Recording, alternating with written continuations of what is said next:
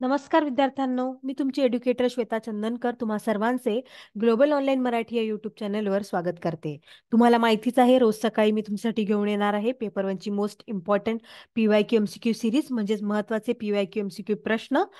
कारण सेट परीक्षा आता 7 एप्रिल 2024ला असणार आहे आणि त्यात तुमची मदत व्हावी म्हणून ही PYQ सिरीज आम्ही सुरू केलेली आहे. आणि मला खात्री आहे तुम्हाला मदत होत असेल, त्यामुळे ही सिरीज तुम्हाला नक्कीच महत्त्वपूर्ण ठरेल. त्यामुळे ही सिरीज नक्की फॉलो करा आणि हा व्हिडिओ शेवटपर्यंत नक्की बघा. पेपर वन किंवा पेपर टू ची बॅच घ्यायची असेल तर खाली दिलेल्या नंबरवर तुम्ही व्हॉट्सअप करू शकता. आता वळूया आपण प्रश्न उत्तरांकडे. पहिला प्रश्न आहे, what is Shodhganga website? Shodhganga website काय आहे? तर पहिला ऑप्शन आहे, it is a repository of e content. हे ई सामग्रीचे भांडार आहे. की it is a online video platform. Online video platform आहे. It is a plagiarism detection software. की it is a platform for research student to deposit there PhD thesis. काय आहे सांगा बघू. तुम्ही याआधी कधी ऐकलंय का शोधगंगा वेबसाईट काय आहे? तर मी सांगू इच्छिते, it is a platform for research students to deposit there PhD thesis. जे संशोधन करतात ना विद्यार्थी, त्यांचे PhD thesis इथे जमा करण्याचे हे व्यासपीठ आहे. तर हे 2011ला आलं होतं. वेबसाईट आली होती आणि हे इन्फ्ल्युमिनेट सेंटर आहे, त्यांनी सेट केलेलं होतं. ठीक आहे, त्यामुळे आपलं उत्तर काय असणार आहे? डी असणार आहे आपलं उत्तर. It is a platform for research student to deposit there PhD thesis. ठीक आहे. पुढचा प्रश्न आहे, what is when choosing a teaching method which of the following is considered to be the least important? Least important म्हणजे सर्वात कमी मानले जाणारे. शिकवण्याच्या पद्धत निवडताना सर्वात कमी काय मानले जाते? Nature of the content being taught, available resources, course objective, student likes and dislike. शिकवल्या जात असलेल्या सामग्रीचे स्वरूप, उपलब्ध संसाधने, अभ्यासक्रमाची उद्दिष्टे आणि विद्यार्थ्यांच्या आवडी-निवडी. अभ्यासक्रमाची उद्दिष्टे तर महत्वाचीच आहे. संसाधने पण महत्वाचीच आहे. शिकवल्या जात असताना कोणते सामग्रीचे स्वरूप तुम्ही वापरता ते महत्वाचं आहे. पण स्टुडंट लाईक्स अँड डिसलाईक महत्वाचे नाहीये. प्रत्येक स्टुडंटला किंवा प्रत्येक विद्यार्थ्यांना तो टॉपिक आवडेलच असं नाही, त्यामुळे ते महत्वाचे नाहीये. त्यामुळे आपलं उत्तर काय असणार आहे? Student likes and dislikes. ठीक आहे. त्यानंतर पुढचा प्रश्न आहे, एक्सपेरिमेंटल रिसर्च कॅन बी. प्रायोगिक संशोधन होऊ शकते. काय होऊ शकते? इझिली जनरलाइज म्हणजे सहज सामान्यीकृत, इझिली अनालाइज सहज विश्लेषण, इझिली प्लॅन सहज नियोजित, की प्रिसाइसली कंट्रोल तंतोतंत नियंत्रित. तर याआधी आपल्याला माहिती पाहिजे की एक्सपेरिमेंटल रिसर्च काय आहे.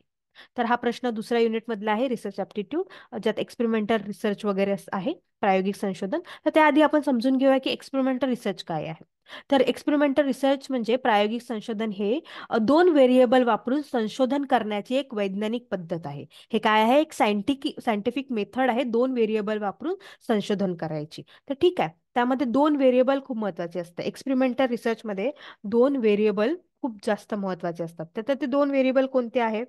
तर दोन व्हेरिएबल आहे, इंडिपेंडंट आणि डिपेंडंट व्हेरिएबल. स्वातंत्र्य आणि एक अवलंबून असणारा व्हेरिएबल, हे खूप महत्वाचे आहे. त्यामुळे एक्सपेरिमेंटल रिसर्च आलं तर दोन व्हेरिएबल येतात, हे लक्षात ठेवायचं. दोन म्हणजे कोणते? इंडिपेंडंट आणि डिपेंडंट व्हेरिएबल. आणि एक्सपेरिमेंटल रिसर्चमध्ये कॉज अँड इफेक्ट सुद्धा म्हणतात त्याला. आणि एक्सपेरिमेंटल रिसर्चमध्ये मॅन्युप्युलेट केले जाते. हे जे व्हेरिएबल आहे इंडिपेंडंट व्हेरिएबल, त्याला मॅन्युप्युलेट केले जातात. तर कसं मॅन्युप्युलेट करतात? तर जर का आता आपल्याला नवीन औषधी काढायची आहे कोरोनावर, न्यू मेडिसिन काढायची आहे, तर त्यात मी काय करणार? एक जी माझ्या जवळ आहे पॅरासिटामॉल, त्याच्यामध्ये जे कंटेंट आहे त्यात मी वाढवेन. जर का आता नॉर्मली पॅरासिटामॉलमध्ये 5% कंटेंट आहे, तर मला आता कोरोनाची औषध काढायची आहे, त्यासाठी मी त्याचा पर्सेंट 25 करेन. आणि ते कितपत कोरोनाला लागू होत आहे, माझं ते 25% केल्यानंतर पॅरासिटामॉल कोरोना कमी होत आहे का, त्यानुसार मग मी ठरवेन की त्यामध्ये किती कंटेंट राहील. म्हणजे काय? अपेक्षित रिझल्ट मिळवण्यासाठी मी पॅरासिटामॉलमध्ये त्यांच्या कंटेंटमध्ये कमी जास्त कंटेंट करणार आहे, पर्सेंट वाढवणार आहे. त्यामुळे काय करता, पॅरासिटामॉल हे काय झालं? इंडिपेंडेंट व्हेरिएबल झालं. आणि मी रिझल्ट काय? तर कोरोनाची औषध, हे एक रिझल्ट असणार आहे. ठीक आहे. त्यामुळे अपेक्षित रिझल्ट मिळवण्यासाठी जेव्हा आपण इंडिपेंडंट व्हेरिएबलला मॅन्युप्युलेट करतो मॅन्युप्युलेट करतो ते हे सगळं एक्सपेरिमेंटल रिसर्चमध्ये येतं. ठीक आहे.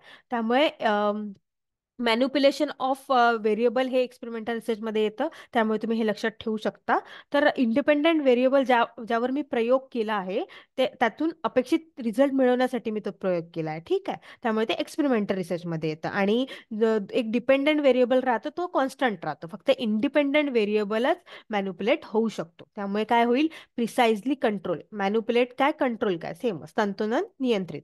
तर आपलं उत्तर काय असणार आहे, experimental research can be precisely control, कारण व्हेरिएबल्स थ्रू आपण ते कंट्रोल करू शकतो. ठीक आहे, त्यामुळे आपलं आपलं उत्तर असणार आहे प्रिसाइसली कंट्रोल. मला खात्री आहे तुम्हाला समजलं असेल. एक्सपेरिमेंटल रिसर्च म्हटलं तर तुम्ही हा एक्झाम्पल लक्षात ठेवू शकता की आपल्याला नवीन औषधी काढायची आहे कोरोनाची, तर पॅरासिटामॉलमध्ये आपण कंटेंट्स कमी जास्त करतो. ठीक आहे. त्यानंतर MS सेट एक्झाम 2024 साठी ग्लोबल ऑनलाईन तुमच्यासाठी घेऊन आले आहे पेपर 1 आणि पेपर 2 ची अशी वेगवेगळी बॅच, ज्यात पूर्ण पूर्ण अभ्यासक्रमाचे व्हिडिओ प्लस रेकॉर्डेड लेक्चर असतील, पूर्ण अभ्यासक्रमाचे नोट्स असतील, 50 प्लस अधिक मॉक टेस्ट असतील आणि पूर्ण अभ्यासक्रमाचे MCQ नोट्स सुद्धा उपलब्ध असतील. बॅच घेण्यासाठी तुम्ही दिलेल्या नंबरवर व्हॉट्सअप करू शकता किंवा ग्लोबल ऑनलाईन ॲप प्ले स्टोअरवरून डाउनलोड करू शकता. ठीक आहे. त्यानंतर पुढचा प्रश्न आहे, which of the following is not an example of non verbal communication. गैरमौखिक संप्रेषणाचे हे उदाहरण नाही. कोणते, letter writing, facial expression, pace of speaking, silence. तर त्याआधी आपल्याला काय माहिती पाहिजे की नॉन व्हेअरबल कम्युनिकेशन काय आहे. ठीक आहे, गैरमौखिक संप्रेषण काय आहे. तर जे संवाद आपण डोळ्यांच्या संपर्कांनी, आय कॉन्टॅक्ट जे म्हणतो आपण, चेहऱ्यावरच्या हावभावांनी, बोलण्याच्या वेगांनी, किंवा कधी कधी आपण चुपचाप राहतो, बॉडी लँग्वेजनी आपण ज्यातून संवाद केले जाते, त्याला काय म्हणतात, नॉन व्हर्बल कम्युनिकेशन म्हणतात. आणि एक वर्बल कम्युनिकेशन पण असतं. काय असतं, एक वर्बल कम्युनिकेशन. तर वर्बल कम्युनिकेशन काय असेल मग, तर वर्बल कम्युनिकेशन याचं उलट. त्यात आपण संवाद करतो, आपला आवाज असतो, शब्द असतात आपले, जसे आपण समोरासमोर बोलतो, कधी कधी रेडिओवर आपल्याला ऐकायला येतं, कधी स्काईपवर आपण बोलतो, झूम मीटिंग झालं, तर हे वर्बलमध्ये येतं. आणि नॉन व्हर्बलमध्ये फक्त eye contact, body language, touch, स्पर्श, एक्सप्रेशन्स, हे सगळं त्यात येतं. ठीक आहे, सायलेन्स पण येतं त्यात. त्यामुळे आपलं उत्तर काय असणार आहे, लेटर रायटिंग. पत्रलेखन हे वर्बल कम्युनिकेशनचा पार्ट झाला, पण facial expression, pace of speaking, silence हे काय आहे, नॉन व्हर्बल कम्युनिकेशनचे उदाहरण आहे. तर त्यामुळे तुम्ही असं लक्षात ठेवा, नॉन व्हर्बल म्हटलं तर बॉडी लँग्वेज, फेस एक्सप्रेशन हे सगळं आलं, आणि व्हर्बल म्हटलं तर स्काईप, रेडिओ, झूम, बोलणे, संवाद, हे लक्षात ठेवा. ठीक आहे. ठीक आहे. त्यानंतर पुढचा प्रश्न आहे, Richter scale is use to measure. आता हा प्रश्न सगळ्यांनाच मला वाटतं येईल. रिस्टर स्केल मोजण्यासाठी वापरले जाते काय, वाऱ्याचा वेग, seismic vibration, intensity of light, volume of water. काय असेल, तर सेस्मिक व्हायब्रेशन. रिस्टर स्केल हे भूकंपातील ऊर्जेचे मोजमापन यंत्र आहे, आपल्याला माहितीच आहे. 1930 मध्ये चार्ल्स रिस्टर च्या सायंटिस्टनी हे काढलं होतं. ठीक आहे. त्यानंतर याचे 10 लेवल आहेत. त्यानुसार भूकंप किती आला हे मोजल्या जातं, यावरून त्या लेवल्सवरून किती मोठा प्रकारचा भूकंप आला ते कळतं. ठीक आहे, त्यामुळे Richter scale is use to measure seismic vibration. त्यानंतर समोरचा प्रश्न आहे, what is the best use of internet in teaching. तर टीचिंग मध्ये इंटरनेटचा काय उपयोग आहे असं विचारलाय. For presenting content through audio video media, for providing latest information, for saving time and energy of teacher, for making learning interactive. तर काय असणार आहे, तर आपलं उत्तर आहे प्रोव्हाइडिंग लेटेस्ट इन्फॉर्मेशन. तर बघा, इंटरनेटचा उपयोग टीचिंगमध्ये खूप झालेला आहे. इंटरनेटमुळे आजकाल सगळं जग जवळ आले आहे, त्यामुळे नवीन नवीन इन्फॉर्मेशन, आत्ता 2 मिनिटाच्या आधी घडलेली इन्फॉर्मेशन आपल्याला लगेच इंटरनेटवर मिळते, बघायला मिळते. त्यामुळे प्रोव्हाइडिंग लेटेस्ट इन्फॉर्मेशन हे खूपच महत्त्वाचं, खूप चांगला, सर्वोत्तम उपयोग आहे. तर यामध्ये कसं, हे चारही उपयोग आहे, पण यामध्ये मी तुम्हाला आधी सांगितलं होतं, जे जास्त महत्त्वाचं किंवा इम्पॅक्टफुल असणार आहे, सर्वोत्तम विचारलं, त्यामुळे ते आपण टिक करायचं. कारण saving time, energy of teacher हे तर होतच. फॉर मेकिंग लर्निंग इंटरॅक्टिव्ह हेही उत्तर बरोबर आहे, आणि presenting content through audio visual हेही महत्त्वाचं आहे. पण आपलं उत्तर काय, एकदम सर्वोत्तम पाहिजे, त्यामुळे काय, लेटेस्ट इन्फॉर्मेशन आपल्याला तिथून मिळते, त्यामुळे ते खूप महत्त्वाचं ठरेल. त्यामुळे अशा प्रकारचे ऑप्शन, हे चारही ऑप्शन बरोबर आहे, पण त्यातून सर्वात जास्त इम्पॅक्ट कोणत्या ऑप्शनचा होतोय ते महत्त्वाचं आहे. त्यामुळे कन्फ्यूज न होता ऑप्शन्स बरोबर वाचायचे. ठीक आहे. त्यानंतर पुढचा प्रश्न आहे, the main purpose of including practical work in curriculum, म्हणजेच व्यावहारिक कार्याचा समावेश करण्याचा मुख्य उद्देश अभ्यासक्रमात आहे. कशामुळे प्रॅक्टिकल वर्क अभ्यासक्रमात आहे हे विचारले गेलेलं आहे. Reducing over Mphasis on theory develop, म्हणजे सिद्धांतावर जास्त भर देण्यासाठी, विद्यार्थ्यांमध्ये विविध कौशल्य विकसित करण्यासाठी, की helping student score better in exam, चांगले गुण मिळवण्यासाठी, की विद्यार्थ्यांना वर्षभर व्यस्त ठेवण्यासाठी. प्रॅक्टिकल वर्क कशासाठी दिल्या जातं विद्यार्थ्यांना विचारलाय. आणि हा सेट मध्ये आलेला प्रश्न आहे, त्यामुळे महत्वाचाच ठरतो आपल्याला. तर काय उत्तर असणार, developing various skill in student. Students, विद्यार्थ्यांमध्ये कौशल्य विकसित करणे हा शाळेचा नेहमी प्रयत्न असतो. त्यामुळे प्रॅक्टिकल वर्क्स असो किंवा काही पण टेस्ट असो, स्पोर्ट्स असो, त्यामुळे कौशल्य विकसित करणे विद्यार्थ्यांमध्ये हे खूप महत्वाचे आहे. त्यामुळे आपलं उत्तर काय असणार आहे, developing various skills in students. ठीक आहे. त्यानंतर समोरचा प्रश्न बघूया. The best way to understand content is, म्हणजे सामग्री समजून घेण्याचा सर्वोत्तम मार्ग कोणता.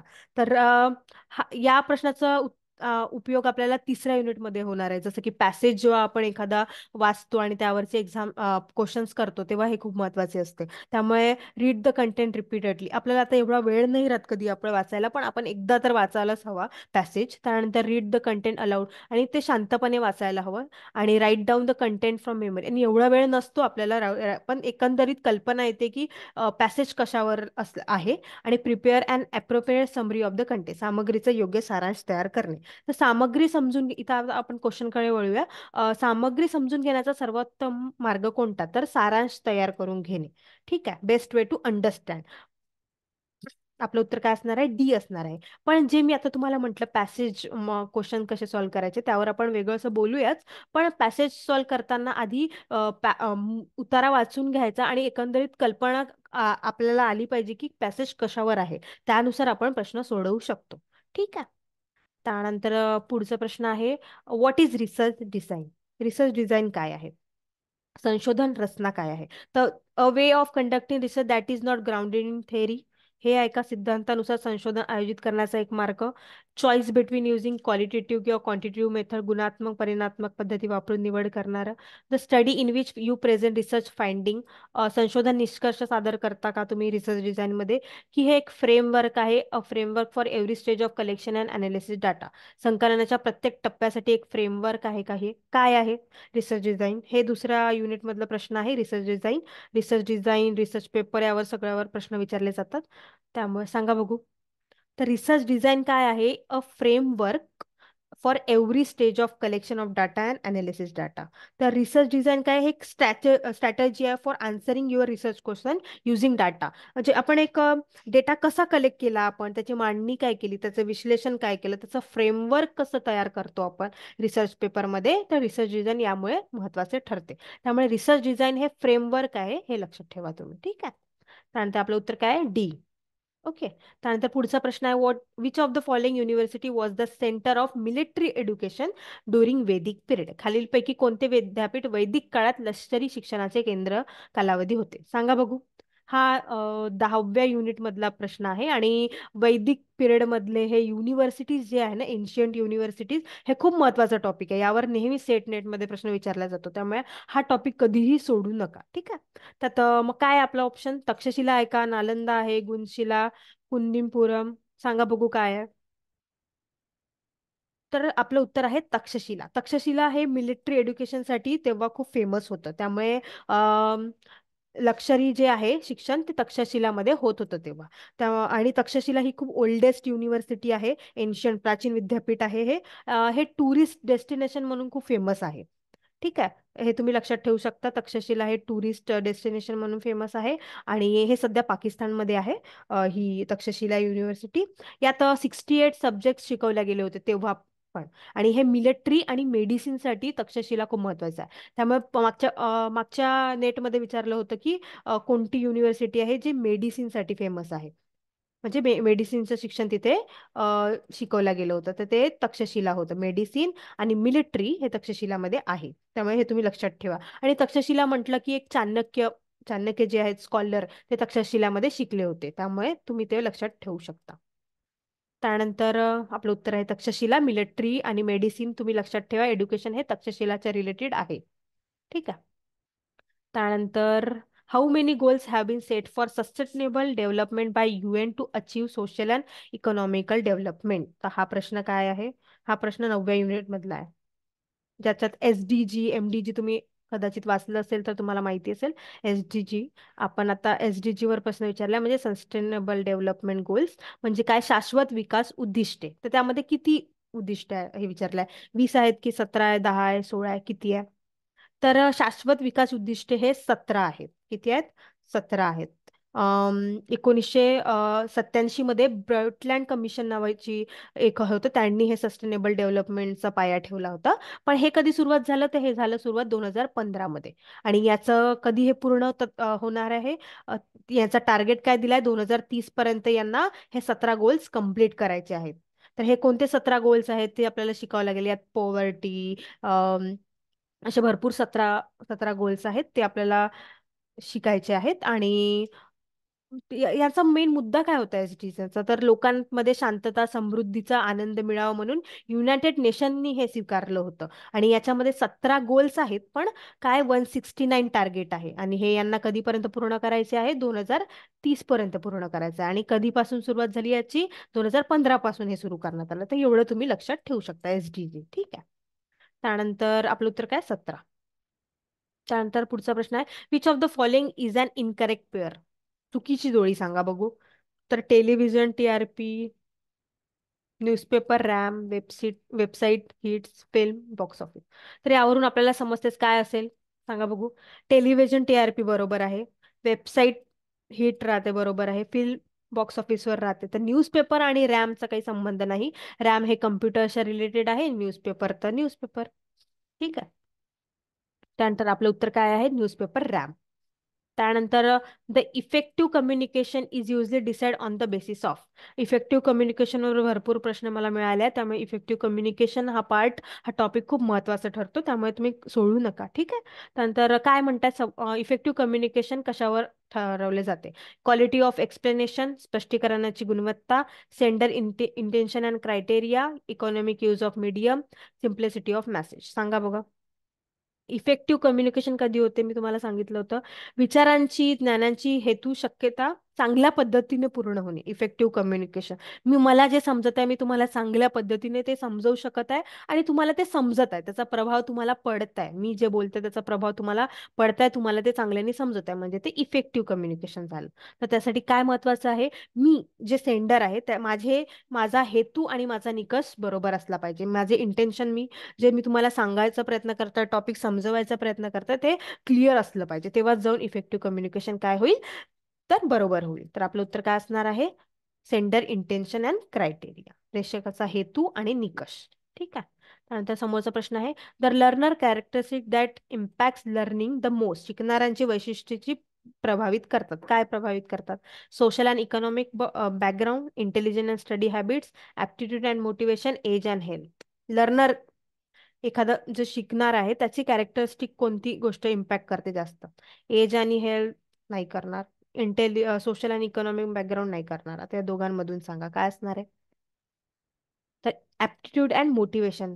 लर्नर किती योग्य आहे आणि तो किती मोटिवेशननी अभ्यास करणार आहे, किंवा शिकायची त्याच्यात काय जिद्द आहे की नाही, ते खूप महत्वाचं आहे. ठीक आहे. जर का तो विद्यार्थी ढळी असेल पण त्याला शिकण्याची आवड असेल, तर तो शिकू शकेल, नक्कीच शिकू शकेल. त्यामुळे ते खूप महत्वाचं, योग्यता आणि प्रेरणा खूप महत्वाची असते. त्यामुळे आपलं उत्तर काय आहे?